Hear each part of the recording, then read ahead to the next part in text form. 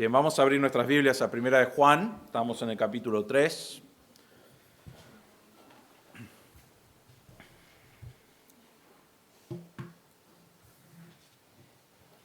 Primera de Juan, capítulo 3, y vamos a ver del versículo 11 al 18. Están los chicos, pensé que estaban en otro lado. Mientras están buscando eso, la semana pasada, realmente hace 2 semanas, miramos que somos adoptados por el Señor cuando crees en Cristo. Y si recuerdan, Primera de Juan, lo que Juan quiere decir es, él quiere marcar evidencias de una persona que es salva. ¿Cómo podés estar seguro que verdaderamente sos salvo o salva? Y la realidad es que ya hemos visto varias evidencias. Y hace 2 semanas atrás vimos no solamente que vivís de una manera justa, sino que sos un hijo adoptado. Y como hijo adoptado vivís como el Señor vive. Te purificás, seguís viviendo, luchando con el pecado. El pecado ya no es un hábito en tu vida. Eso es una evidencia de que sos verdaderamente un hijo de Dios. Y la semana pasada miramos que el hijo de Dios no practica el pecado. La palabra practicar es un hábito. No hace un hábito del pecado. No tiene sentido eso. Tu nueva naturaleza, lo que Dios ha hecho en tu vida, ya no te permite pecar constantemente sin estar mal, sin realmente luchar con el pecado. Y si pecas constantemente, y si practicas el pecado constantemente, y no te importa, no luchás, no tenés ningún interés en agradar a Dios, entonces eso marca que probablemente no sos un hijo de Dios.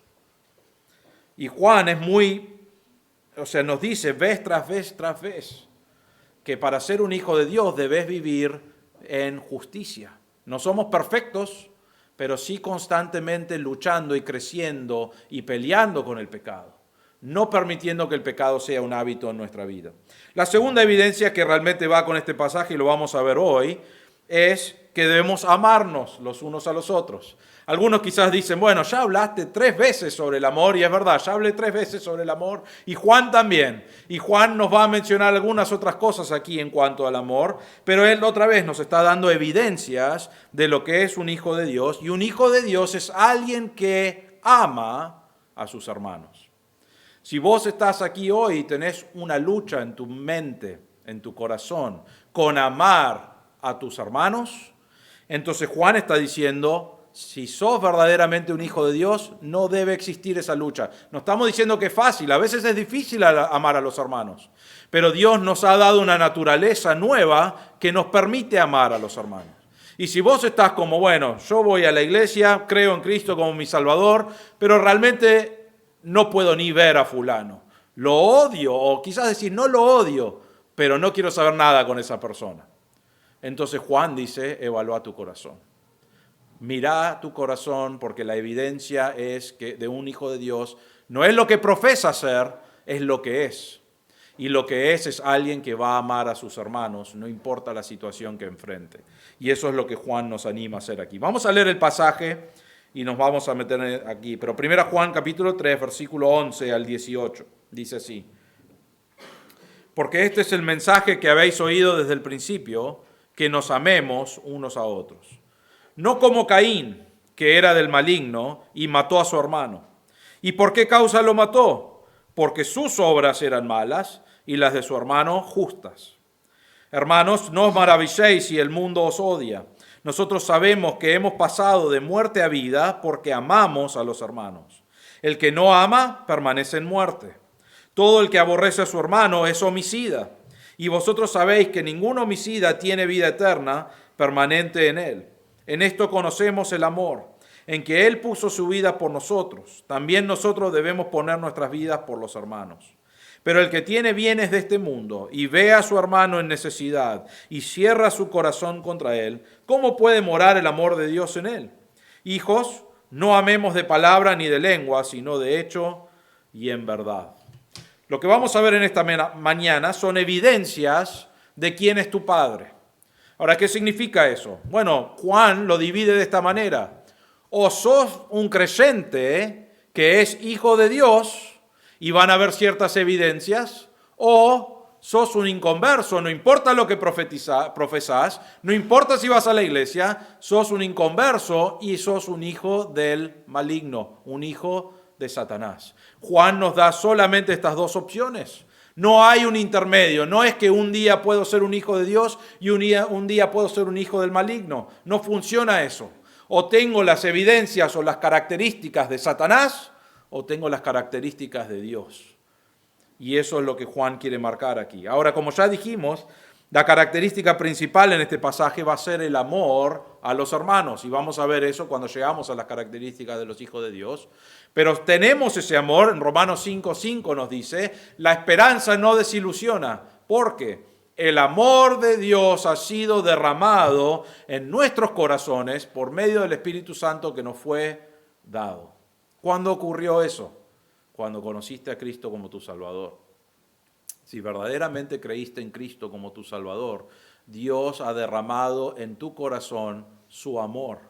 ¿Qué significa eso? Bueno, significa que Dios ha demostrado su amor hacia nosotros, pero también significa que yo ahora tengo el mismo amor o puedo demostrar el mismo amor que Dios hacia los enemigos que éramos y yo debo demostrar el mismo amor hacia los hermanos. Y eso es lo que Pablo nos está diciendo, y esa es la idea de Juan. Juan está diciendo, podés amar a los hermanos. Es una evidencia para ver si verdaderamente sos salvo. Ahora empieza ahí en el versículo 11 y dice, este es el mensaje que habéis oído desde el principio. ¿Cuándo fue el principio? Bueno, desde que los discípulos fueron discípulos, después eran apóstoles, pero desde que ellos empezaron a compartir el Evangelio, compartieron el Evangelio, compartieron sobre el pecado, compartieron sobre el amor correcto, compartieron sobre quién era Cristo, compartieron sobre quién es Dios. Y esas eran todas cosas verdaderas. ¿Y qué pasaba en este pasaje, en el trasfondo? Lo que no vemos aquí, tenemos algo que llamamos prenosticismo, ¿no es cierto? Que ellos decían, tengo algo nuevo para enseñarte. Venían falsos maestros, se metieron en la iglesia y estaban dando un mensaje nuevo, ¿no es cierto? Ellos dijeron, sí, lo que Juan les dijo es verdad, pero eso es para antes. Ahora ya en este pasaje estamos casi en el año 100 y hay algo nuevo de Dios. Escuchen bien porque necesitan saber, no se lo pierdan, hay algo nuevo. ¿Y qué les decían ellos? Les decían, la diferencia ahora, lo que es nuevo es, vos podés tener acceso directo a Dios por una manera mística, espiritual, y lo mejor de todo es que no tenés que vivir sin frenar el pecado, porque lo que vos haces en tu cuerpo no importa. Entonces los falsos maestros estaban diciendo, pecá cuanto quieras, porque eso no es evidencia de que sos verdaderamente salvo. Lo que es evidencia es que vos podés conocer a Dios de una manera mística. Y algunos de las personas en la iglesia lo estaban creyendo. Sabemos que algunos se fueron de la iglesia porque lo estaban creyendo. Y Juan aquí les dice, no escuchen eso, escuchen lo que les dije desde el principio. El mensaje del principio es el mensaje verdadero del Evangelio. No cambia el Evangelio, no cambia la verdad de Dios, no cambia la verdad del pecado. Hace poco tuve una conversación con alguien que estaba pecando, ¿no es cierto? Y lo que me dijo es, bueno, pero Dios va a aceptarme tal como soy porque estamos en el siglo XXI, el siglo XXII. Entonces, Dios va a cambiar. Dios no cambia. Dios sigue siendo el mismo Dios y Él no va a cambiar. No importa cuántos siglos pasen, Dios sigue siendo Dios y la verdad de su palabra no cambia. Estos falsos maestros habían entrado y dijeron, tenemos algo nuevo. Hay religiones hoy, no quiero mencionar un montón de religiones, pero hay religiones hoy, nosotros los llamamos sectas, porque han tomado la Biblia como su fuente y después agregaron verdades a la palabra de Dios, no verdades, agregaron cosas que no eran verdaderas a la palabra de Dios. Y los llamamos sectas porque no creen en la palabra de Dios como su autoridad única, que nosotros sí creemos. No necesitamos lo que dice un hombre. Hay sectas que han agarrado la Biblia y después te dicen tenemos una nueva revelación. Algunas religiones te enseñan que un ángel vino y le habló a cierta persona y escribió un libro. Y ahora en su religión ese libro tiene el valor igual a la Biblia o aún más que lo que dice la autoridad de la Biblia. E interpretan todo lo que dice Dios en su palabra por medio de ese libro y lo que ese ángel les compartió. Hay algunos que son hombres que han venido y tuvieron no sé, un entendimiento especial del Antiguo Testamento. Y tomaron eso y crearon una religión basado en sus creencias. Hay personas que empezaron una iglesia como pastores y enseñaban la palabra de Dios y empezaron a tratar con diferentes temas en la historia y en cada tema dijeron, pero ¿cómo hacemos esto con la palabra de Dios? Y tomaron decisiones que después tomaron el lugar de la palabra de Dios. Las decisiones que ellos tomaron fue lo que empezaron a creer en vez de la palabra de Dios. Y el resultado es igual en todas las formas. Una vez que vos abandonás la verdad de la palabra de Dios, estás basando tu vida en algo que Dios no dijo. Y hay cientos de religiones hoy que basan en lo que ellos quieren. No es que nosotros somos mejores, sino que nosotros decimos, esto es lo que dice Dios. Y no necesitas más nada que tu Biblia, ninguna otra cosa, porque la autoridad de la palabra de Dios está aquí y es todo lo que necesitamos. Estos falsos maestros habían entrado y querían cambiar la verdad. Y Juan les dice en el versículo 11, frenen un segundo, regresen hasta el principio. Este es el mensaje que escuchaste desde el principio, que debemos amarnos los unos a los otros. Esa es la evidencia que da. Y después dice, y vamos a ver eso, después nos da características de los hijos del diablo y los hijos de Dios. Vamos a mirar primero las características de los hijos del diablo. Miren el versículo 12, dice, Juan nos dice que debemos amarnos los unos a los otros, es una evidencia de que sos un creyente. Versículo 12, no como Caín, que era del maligno y mató a su hermano. ¿Y por qué causa lo mató? Porque sus obras eran malas y las de su hermano justas. La primera característica que queremos ver en cuanto a los hijos del diablo es que son asesinos. Ahora, quiero que entiendan esto, es una palabra muy fuerte, asesino, ¿no es cierto? No es una palabra que inventó Andrés, no es una palabra que usé yo para llamar la atención o crear un drama, es una palabra que la palabra de Dios indica. Nos dice que los que no aman a Dios, los que no aman a su hermano, los que verdaderamente no son salvos, son asesinos. Es una característica de quienes son. Y nos menciona una persona aquí. ¿Quién dice Juan? Juan presenta a Caín. ¿Han escuchado de Caín? Caín y Abel, muy conocido, ¿no es cierto? Ahora, antes de entrar a eso, Caín y Abel son los hijos de Adán y Eva, ¿no es cierto? Tenían los mismos padres. Tenían la misma crianza en casa, aunque la Biblia no nos indica cómo fue, no estaban en diferentes lugares, fueron criados por los mismos padres, tenían las mismas influencias y ambos, de alguna manera, adoraban a Dios, traían sus sacrificios a Dios. Caín, es más, es presentado en la Biblia como un hombre que viene a adorar a Dios. Y lo hago entre comillas al adorar a Dios, porque él vino de su propia forma a adorar a Dios. Y Abel también vino a adorar a Dios. Si recuerdan la historia, Caín él trabajaba en el campo y él trajo fruto, producto de su trabajo, de su vida, de lo que él hacía, y lo trajo delante del Señor. Y Abel trabajaba en el campo con los animales y él trajo su ofrenda, que era una ofrenda que era un animal que debía morir. Eso era el sacrificio que Dios quería. Ese sacrificio comenzó cuando Adán y Eva pecaron. Dios mató por primera vez a un animal para cubrirlos. Y desde ese momento en adelante, los sacrificios, alguien debía morir. Era un cordero que moría por los pecados, aunque no podía eliminar ningún pecado, era pensando en el futuro cuando vendría Cristo, que es el Cordero perfecto, que iba a morir una vez por todos los pecados. Entonces Dios desde el principio ya lo armó para que simbolice la muerte de Cristo que iba a venir. Y desde el principio fue así. Entonces el sacrificio que Dios ya había instituido es que traigan un animal. Ya sabían que era así. Y Caín vino y él dijo, yo no tengo un animal, no quiero comprar de Abel el animal, así que voy a traer mis propias cosas, voy a mostrar, esto es lo que tengo, Dios, esto es lo que hago. Y vino a Dios de su manera, y Abel vino a Dios de la manera que Dios quería, y los dos entregaron su ofrenda delante del Señor en sacrificio. Nos dice en Génesis capítulo 4, versículos 5 al 7, dice, pero a Caín y su ofrenda no miró con agrado.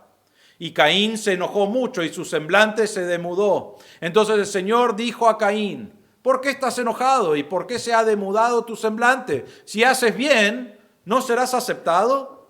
Y si no haces bien, el pecado yace a la puerta y te codicia, pero tú debes dominarlo. ¿Qué está pasando aquí?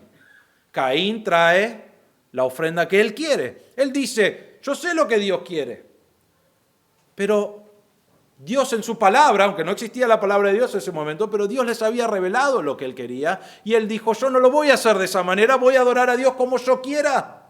Y empezó a hacer algo que él quería. Y Dios dijo, eso no es lo que quiero. Porque a Dios no le importa en sí lo que nosotros queremos y cómo queremos adorarle. Dios nos dice cómo debemos adorarle. Y Caín fue con sus cosas, con su fruto, y Dios dijo, eso no es lo que quiero. Eso no me adora porque no me estás obedeciendo. Y dice, no miró con agrado la ofrenda de Caín. Y es más, después dice en el versículo 6, ¿por qué estás enojado, Caín? Y le hace la respuesta del versículo 7, si haces bien, ¿no serás aceptado? Y Dios está diciendo, si hubieses hecho lo que yo te mandé, ¿no va a ser una ofrenda aceptable para mí? Y la respuesta es sí. Pero él no hizo eso. Él decidió que podía llegar a Dios y adorar a Dios como él quería. Freno un segundo aquí para marcar que Dios hay una sola forma de adorarle y eso lo encontramos en la palabra de Dios. Dios nos dice cómo adorarle. Dios nos dice que Él quiere que le obedezcamos. Dios nos dice que Él quiere que vivamos de una manera justa. Dios nos dice que quiere que vivamos para Él. Y hay muchas personas hoy que están en un sistema para adorar a Dios como ellos quieren.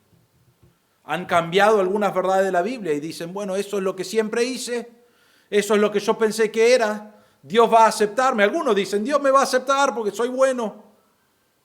Y Dios ya instituyó cómo son las reglas, cómo es la manera que Él quiere que lo adoren y debemos conocer eso y responder a como Dios quiere. Caín no lo hizo.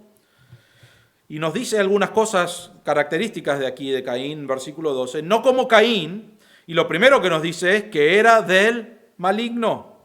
La palabra maligno acá es la palabra en griego poneros, que significa mal, en oposición. Es en oposición a las cosas buenas. La misma frase se usa en 1 Juan capítulo 2, versículo 13, hablando de Satanás, y nos dice, os he escrito a vosotros jóvenes porque habéis vencido al maligno. Ahora, hay dos palabras para mal. Podría haber usado la palabra kakos, que es palabra, significa mal en sí mismo. Es mucho más light, pero significa mal. Y poneros es una palabra que significa quiero derribar a todos conmigo, ¿no es cierto? Es como las películas, si han visto eso. Si a mí me llevan a la cárcel, todos van a venir conmigo, dice siempre, ¿no? Es la amenaza más grande. Eso es lo que hace Satanás. Esa es la palabra que Juan usa aquí en este versículo para marcar a Caín. Caín no solamente era alguien que hacía mal, era alguien que quería destruir a todo lo que existía a su alrededor porque él estaba mal y no quería darse cuenta de eso. ¿Por qué? Porque es un hijo de Satanás. Era del maligno. Era un hijo de Satanás. Y lo único que quería era destrucción y hacer mal. La segunda cosa que vemos acá, dice, era del maligno y mató a su hermano. La idea es la palabra asesinó a su hermano. Ahora es muy importante el griego para entender esto.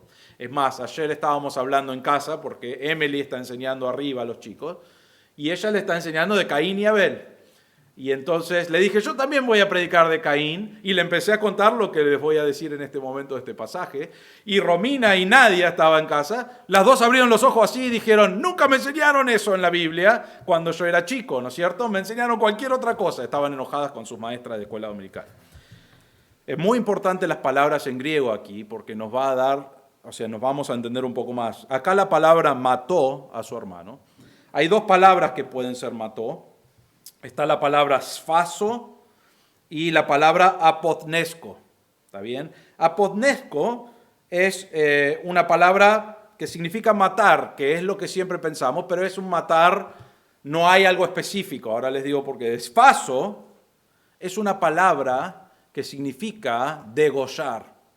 O realmente es la idea de poner en el cuello y así, ¿no? Ahora, ¿por qué es importante la diferencia? Porque aquí no usa apodnesco, que es mató a su hermano, sino que acá usa la palabra spaso, que lo degolló.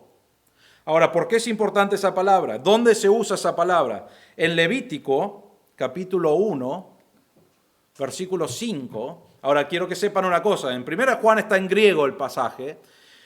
De Génesis a Deuteronomio fue escrito en hebreo, pero se tradujo en la Septuaginta en griego.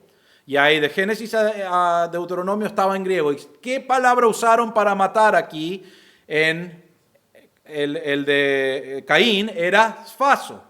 En Levítico 1:5 nos da la explicación acá. Dice, entonces degollará, que es la misma palabra, matar, el novillo delante del Señor, y los sacerdotes, hijos de Aarón, ofrecerán la sangre y la rociarán por todos los lados sobre el altar que está a la entrada de la tienda de reunión. ¿Por qué es importante?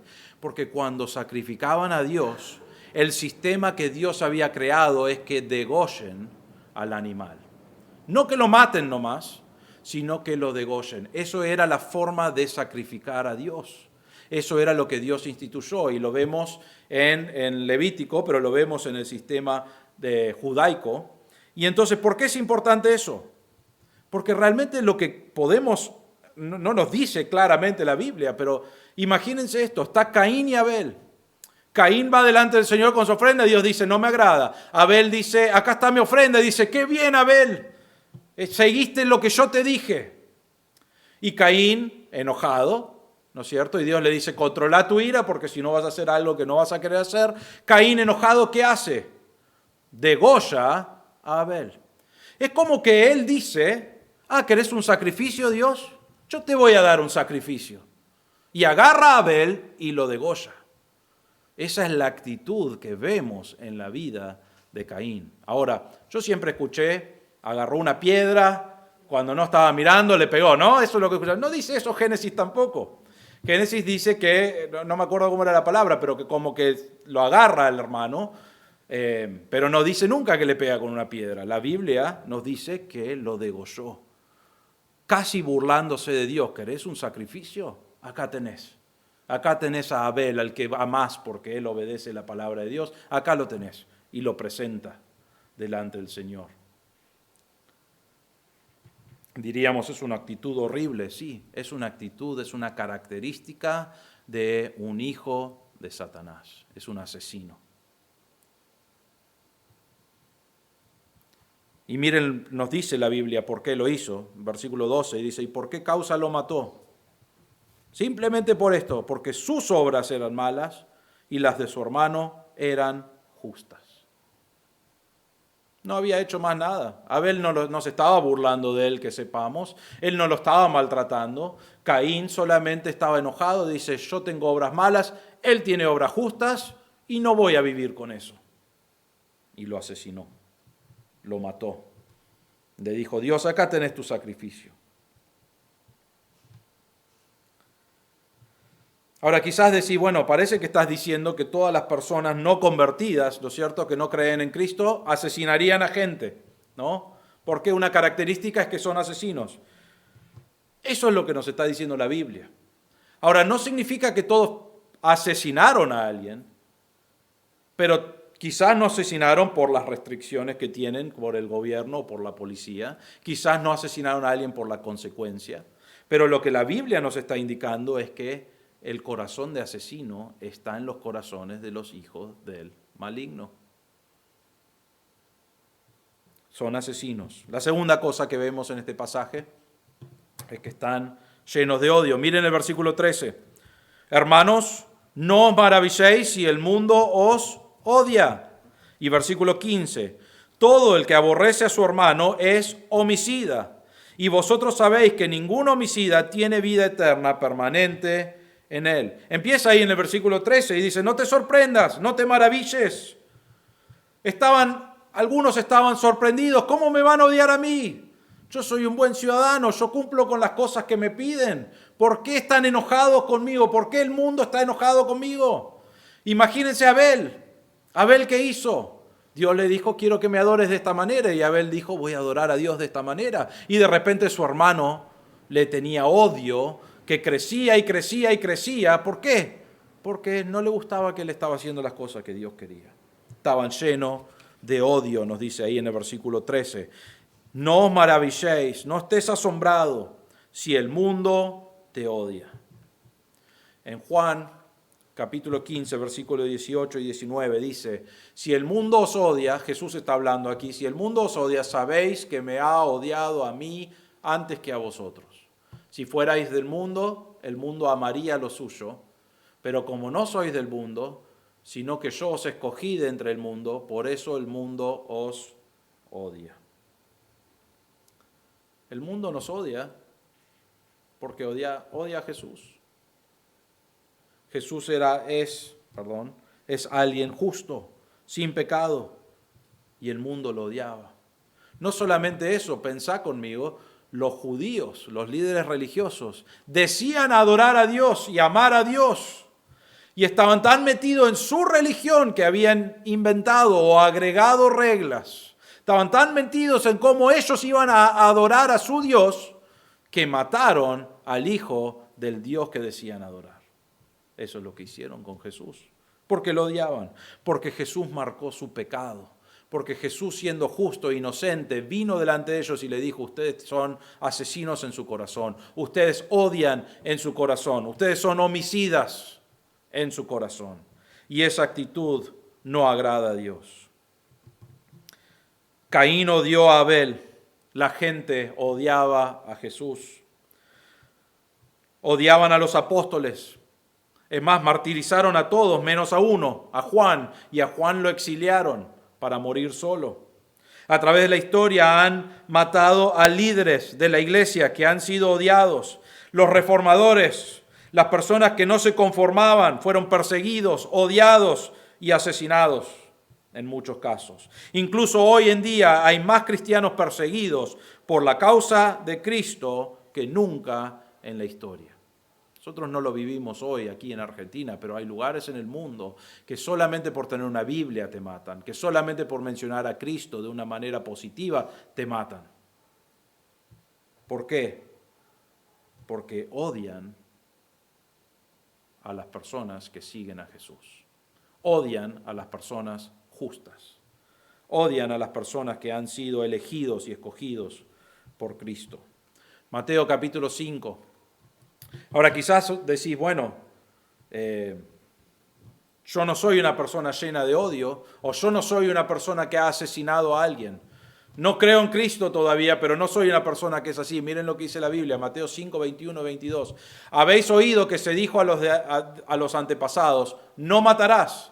Y cualquiera que cometa homicidio será culpable ante la corte, ¿no? Pero yo os digo que todo aquel que está enojado con su hermano será culpable ante la corte. Y cualquiera que diga raca, que raca significa un insulto o desprecio a su hermano, o sea, cualquiera que insulte a su hermano será culpable delante de la Corte Suprema. Y cualquiera que diga idiota será reo del infierno de fuego.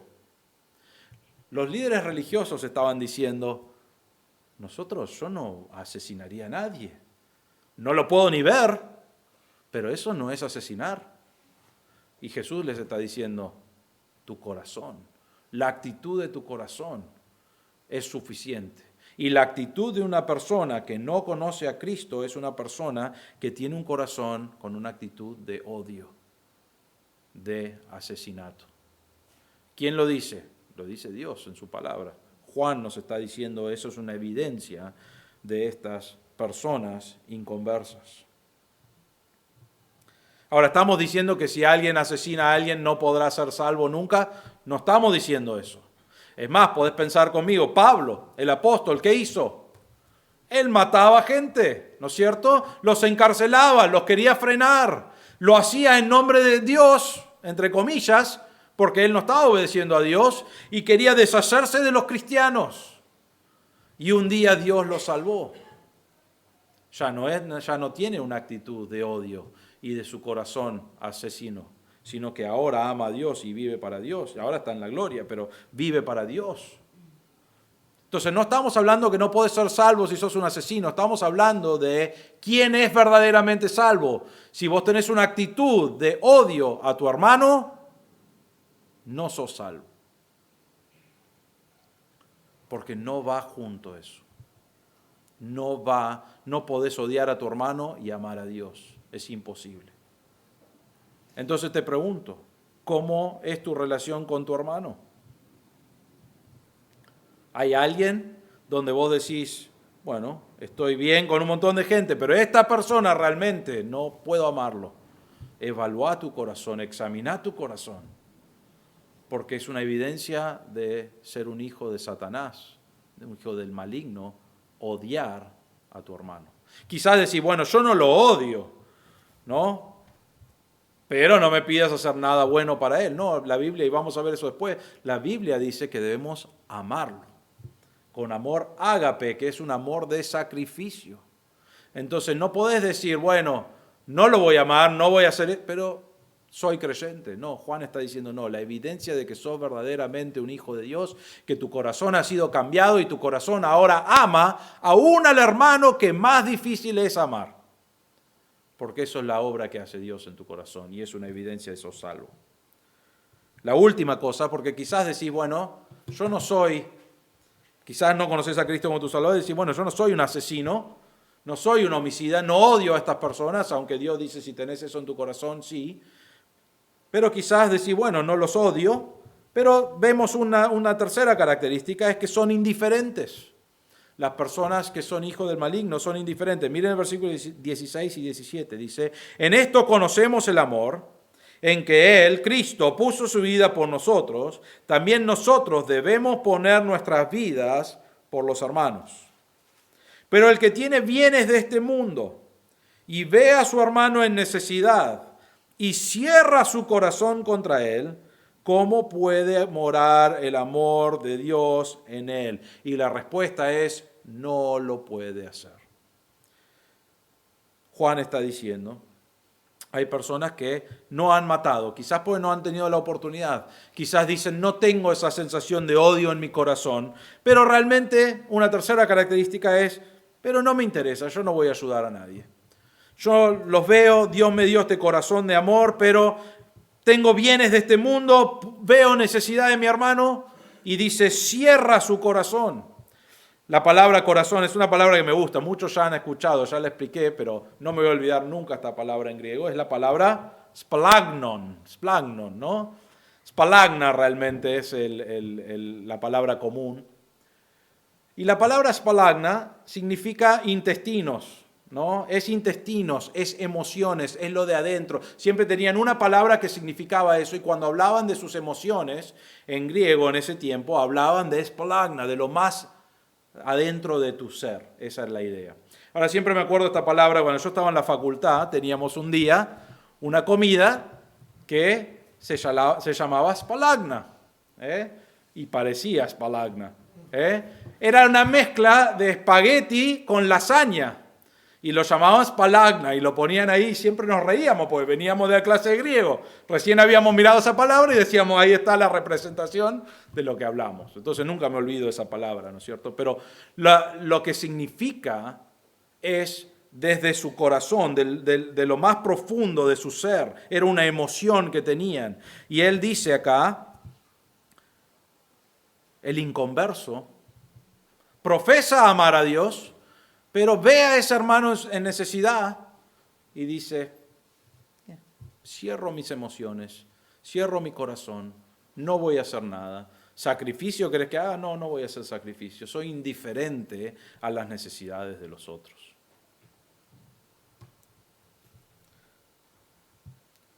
Ahora quizás decir, bueno, conozco a personas que son inconversas que de vez en cuando hacen algo bueno. Sí, puede ser.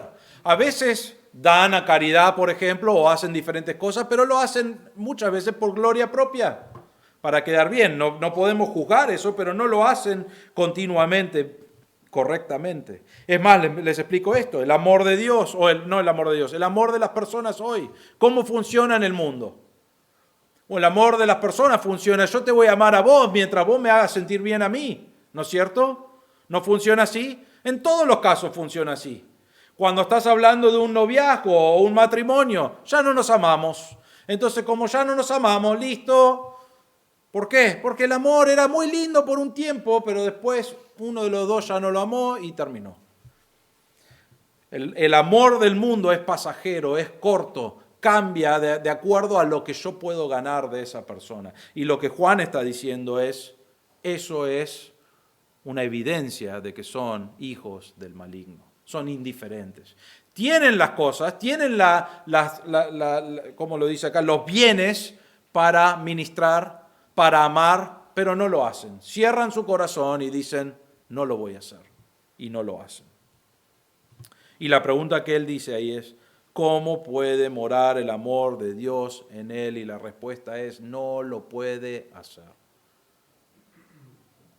Si profesan ser un cristiano, pero no tienen amor por el hermano, para cubrir o ayudar con las necesidades, a veces hasta sacrificar por esas cosas, no son creyentes. Ahora es importante esto no es para que yo evalúe a cada uno de ustedes y ustedes evalúen a mí, ¿no es cierto? Esto es para que vos evalúes delante del Señor si tenés las evidencias que Juan dice que debe tener un creyente. Segundo, y es importante marcar esto no significa que vos decidís cómo la otra persona debe amar, ¿no? Porque algunas veces nos gusta predicar sobre el amor y decimos, bueno, sí, el amor es muy importante. Fulano no me está amando como debería. Y quizás decir, bueno, yo le presenté una necesidad que yo tengo, yo necesito un auto. O hoy en día necesito ruedas para mi auto, le presenté esa necesidad, sé que tiene el dinero y no me compró la rueda. Debe ser un inconverso, ¿no? Y la realidad es, hacemos eso un montón de veces nosotros, quizás no con ruedas porque salen una fortuna hoy, pero hacemos eso y pensamos, así es como me debe amar. No está diciendo eso la Biblia tampoco. Está diciendo, yo tengo los bienes, soy un creyente, veo a mi hermano en necesidad y ¿qué hago? Doy. ¿Por qué? Porque lo amo. Pero vos no podés decir, dame, porque no funciona de esa manera. Es doy. Es algo que es para tu corazón. Dios está obrando en mi corazón y doy a los hermanos. Y si no tenés eso, si cerrás tu corazón, como dice la palabra de Dios, es una evidencia de que sos un hijo del maligno. Entonces, los hijos inconversos, los de hijos del diablo, son asesinos. Quizás no asesinaron a nadie, pero en su corazón son asesinos. Odian a los que hacen justicia y son indiferentes a las necesidades de los hermanos. Y rápidamente la segunda cosa, las características de los hijos de Dios, y va a ser más rápido esto, pues ya lo miramos. Versículo 14.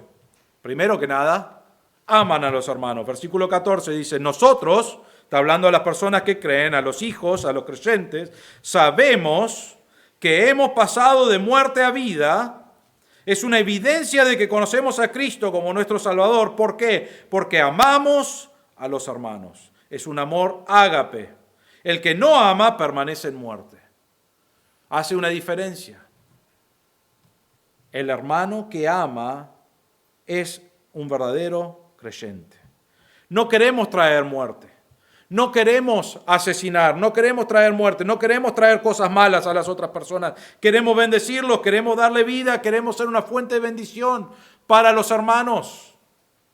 Queremos venir el domingo donde podemos reunirnos con otros hermanos y aprovechar ese tiempo para ser de bendición, para amarlos, a veces para sacrificar cosas nuestras que Dios nos ha dado para beneficiar a un hermano, para bendecir a un hermano, para ayudar a un hermano que está en necesidad. Eso es lo que es una evidencia de un hijo de Dios. Ahora, no es porque el pastor lo dice, es porque la Biblia lo dice. Juan está diciendo, esto es una evidencia que sos verdaderamente salvo. Entonces te pregunto esto, ¿Amás a tus hermanos? Ahora, no estoy hablando de amar al 80% de los hermanos, ¿no? Los amo a todos menos a... No. Es un amor que debes amar a todos los hermanos. Algunos, y he tenido esto, algunos dicen, yo amo a todos los hermanos. Ese con el que me llevo mal, estoy seguro que no es un hermano, ¿no? Entonces lo clasifican como inconverso para no tener que amarlo. Se ríen, pero realmente tuve esa conversación con alguien. No sabemos su corazón, pero Dios nos dice, una evidencia es que vas a amar. ¿Y cómo puedes amar? Porque Dios cambió tu corazón. Entonces debemos amar a los hermanos. La segunda cosa que debemos hacer los hijos de Dios es poner nuestra vida por los hermanos. Versículo 16. En esto conocemos el amor, en que Cristo puso su vida por nosotros. También nosotros debemos poner nuestras vidas por los hermanos. Jesús, realmente Juan acá nos está diciendo, el amor más grande que hay lo mostró Cristo, que entregó su vida por nosotros, siendo sus enemigos, realmente odiando a Dios. Jesús entregó su vida por nosotros porque nos amó. Y nos está diciendo, el creyente también debe poner su vida por los hermanos. En práctica, no estamos hablando de que debe entregar su vida por la tuya. Estamos diciendo que no hay nada que Él no va a hacer para amarte. Pensaba en Pablo, el apóstol Pablo, que mataba a creyentes, pero después conoció a Cristo como Salvador. ¿Qué hizo él en su vida? Él dedicó su vida al servicio de los cristianos. ¿Qué hizo? Viajó por todo el mundo, a veces hasta sufrió un montón de cosas, pero hasta casi perdió su vida y terminó perdiendo su vida. ¿Para qué? Para que el mundo que estaba en ese momento escuche del Evangelio de Cristo, para que los hermanos sean hermanos, porque no eran hermanos antes, para que escuchen el Evangelio, crean, sean hermanos. Eso lo hizo para agradar a Dios, pero porque amaba a las personas. Y creo que eso es lo que nos está diciendo acá. Después habla de los bienes, pero no es solamente decir, ay, yo los amo, es ponerlo en práctica. Va a haber momentos que requiere sacrificio amar a otro. Va a haber momentos donde vos decís, tengo este dinero, lo estoy guardando para este momento, pero veo a un hermano que tiene una necesidad y le decís, voy a usarlo para ese hermano. No tiene que ser con dinero nada más, puede ser de cualquier otra manera, pero hay momentos que vas a decir, Señor, quiero ministrar a este hermano y tengo los recursos para hacerlo y lo voy a hacer porque lo amo. El inconverso mira para el otro lado. El creyente dice, quiero suplir esa necesidad o ayudar a suplir esa necesidad. ¿Por qué? Porque es un corazón nuevo que Dios te dio. Ponen la vida por sus hermanos. Pablo entregó su vida. Tenía esa actitud de decir, mi vida es un sacrificio para Dios, que Dios lo use, pero era amor a los hermanos. Yo no te estoy diciendo que agarrás este versículo y decís, ahora tengo que ir por todas las montañas de Grecia, ¿no es cierto?, y sufrir todas las enfermedades que sufrió Pablo. No es eso lo que estamos hablando en sí. Es la actitud de decir, yo amo a los hermanos y si hay algo donde yo puedo bendecirlos y puedo ayudarlos y puedo amarlos y a veces me va a llevar un sacrificio en mi vida, lo voy a hacer porque los amo. Y ponen su vida por los hermanos. Y miren el versículo 18, termina con esto, dice, hijos, no amemos de palabra ni de lengua, sino de hecho y en verdad. ¿Por qué menciona eso al final? Ya habló de todas las cosas, ya lo hemos mirado, pero es muy importante eso porque todos hacemos eso. Es decir, sí, yo quiero mostrar amor, ¿no? Y hablamos, y hablamos, y hablamos, y a veces mostramos un poquito de amor y hablamos yo ya mostré amor. En el 2021 me acuerdo que había un hermano en necesidad y yo lo ayudé. Y eso me debe salvar por 10 años más, ¿no es cierto? A veces hacemos eso, pero hablamos, sí, yo quiero ayudar, pero no tengo los recursos para hacerlo. Yo quiero ayudar, pero no tengo el tiempo para hacerlo. Yo quiero amar a mis hermanos, pero...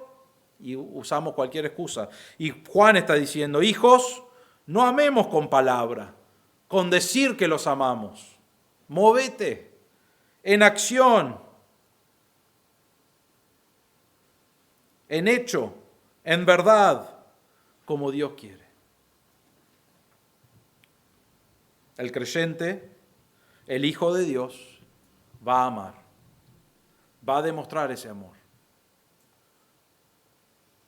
va a sacrificar su vida, va a sacrificar cosas, va a sacrificar de su tiempo por amor a los hermanos. Te pregunto, entonces, para terminar esta mañana, ¿qué características tenés vos? Si hay que hacer un estudio profundo de tu corazón, ¿qué evidencias muestra? Primero que nada, quizás estás aquí y no conoces a Cristo como tu Salvador. La Biblia dice que Cristo murió en la cruz por nuestros pecados. ¿Por qué? Él tenía que morir porque nosotros no podíamos llegar a Dios de nuestra propia manera. Tenía que morir para pagar por nuestros pecados. Y en la cruz Él cargó toda mi maldad, todos mis pecados.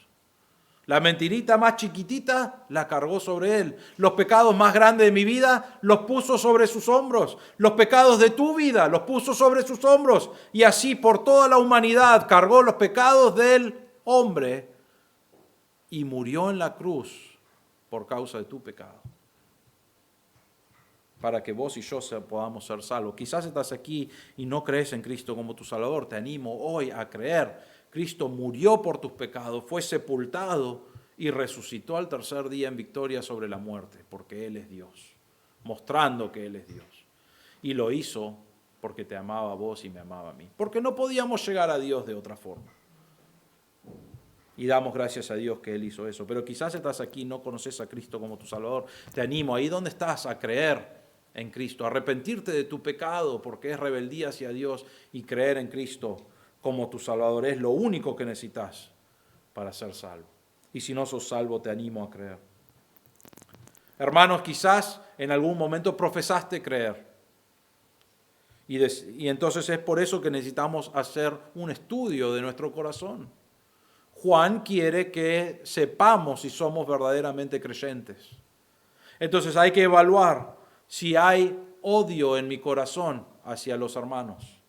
Si hay una actitud de asesinato en mi corazón, si hay indiferencia a las necesidades de los hermanos, entonces tengo que mirar mi corazón y decir, si eso es parte de mi vida, quizás no conozco a Cristo como mi Salvador. Si sos un creyente y decís que sos un creyente, debe haber amor por los hermanos, debe haber un tiempo de sacrificio por los hermanos, de tiempo, de dinero, lo que sea, con un corazón alegre, porque eso es lo que Dios quiere. Entonces te pregunto, ¿qué características tenés vos en tu corazón? Vamos a orar. Padre nuestro, te damos gracias por este tiempo en tu palabra, Señor, y te damos gracias porque teníamos el corazón de Caín. Éramos hijos del maligno, enemigos tuyos, con odio hacia ti, hacia tu palabra. Y sin embargo, Señor, sabías que nuestro pecado es así y sabías todo eso y viniste igual a morir en la cruz por cada uno de nuestros pecados. Te damos gracias, Señor, por esa realidad, esa verdad. Te damos gracias que moriste por nuestros pecados y que resucitaste en victoria sobre los pecados, sobre la muerte, sobre Satanás. Y hoy, Señor, podemos ser salvos, perdonados, limpios, podemos vivir de una manera justa y también, Señor, te pedimos que podamos tener una evidencia en nuestro corazón de amor hacia los hermanos. Señor, te pido, si hay alguien aquí que realmente después de escuchar esto está luchando con alguna de las evidencias, Pedimos, Señor, que pueda arreglar eso en su corazón, si es verdaderamente creyente, que pueda amar como tu palabra indica. Y si es inconverso, que pueda creer en ti como su Salvador y tú puedes perdonar. Señor, te damos gracias por tu palabra. Pedimos que sigas obrando en nuestro corazón. En el nombre del Señor Jesús. Amén.